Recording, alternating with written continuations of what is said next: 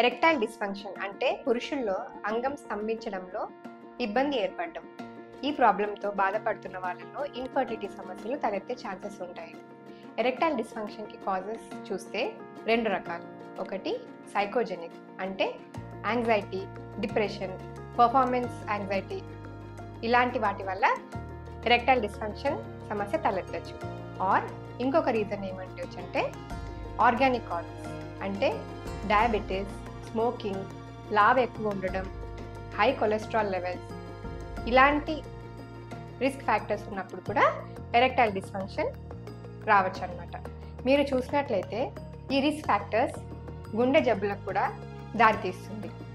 Studies ఏం చెప్తున్నాయంటే heart attack వచ్చే 3 to 5 years ముందే కొంతమంది పురుషుల్లో ఎరెక్టైల్ డిస్ఫంక్షన్ సమస్య అనేది మొదలవ్వచ్చు. Hence don't suffer in silence. ఒకవేళ ఎరెక్టైల్ డిస్ఫంక్షన్ వల్ల ఇన్ఫర్టిలిటీ సమస్యతో బాధపడుతున్నట్టయితే వెంటనే మీ ఫర్టిలిటీ స్పెషలిస్ట్ని కన్సల్ట్ అవ్వండి.